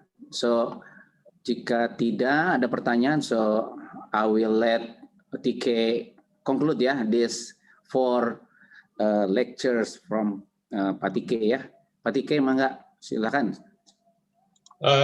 Okay, I hope you guys have learned the techniques of input-output analysis. I've shown you how to work out direct coefficients. I've shown you how to work out total coefficients. So I think what you learn from me is just a demonstration of the power of input-output tables. I do not know enough about Indonesia to help you solve your problems. So I've given you a tool. It's like I give you a hammer, I give you a screwdriver, you go and make your cabinet. So if you need more information about all these tools, yes, we have lots of tools. We have lots of ways of analyzing this. So I can help you with methodology, but it is up to you because you are the Indonesians. You understand your problems, and you are the ones who will have to think about how you use all these tools and methods to solve your own Indonesian problems. Okay, it is very hard for somebody like me who is an outsider to understand and tell you what to do. We can only provide you with the tools. We can train you up to a very high level, but the solution has to come from you guys. So if there is anything else that you need, please get in touch with me. Pak Abdul, Pak Budi has my contact details. So if you have further questions on economics, I am very happy to help you guys with this. Now, thank you very much for the link to the Asian Development Bank. I think it was given to us by Pak Pradipta. I am looking at it right now. Yes, they have 40 or 41 categories, right? Oh no, 60, total in 35 categories. So this is a slightly bigger than 17, but it's good that you have this information. So you can analyze this from year 2000 to 2017. Very interesting. But it's in $1 million, and I assume it is US dollars. Now, the problem with dollars and not in rupiah is because you then have a currency conversion, which confuses things, right? But if we use the direct coefficient, it's okay, right? Yeah, it should be the same. Yes, coefficients should be the same. Yep, coefficients should be the same. Very good. Okay, TK, thank you ya. All right, thank you for having me. Ya, kita beri apresiasi kepada TK ya yang sudah bertahun-tahun istilahnya more than 1 year. More than 1 year. Okay, I think we look forward ya to having you in the next year of this class ya. But for the next semester, it will be another class ya, different class. Well, I hope to see you guys in Melbourne if possible, if you can travel here I again. look forward to that. Yeah, I think we plan to come to Melbourne, yeah, with Bu Reni and Pak Bimo, yeah. Okay, maybe later. I have another 4.5 hours of lockdown. At 12 midnight tonight, we are free again. Oh, good. Zero cases. We have 0 cases now. Very good. 0 cases, We are yeah. all very And then happy. after that, Zero. it will go up again, yeah. No. We hope not. Okay, I heard that. Okay, so I think it's time to conclude this session, yeah, this lecture. I think. Terima kasih, TK. Thank you very much, yeah. You're welcome. Thank you very much, TK. Okay. Okay. See you. Bye. Bye. Okay. Pak Tike.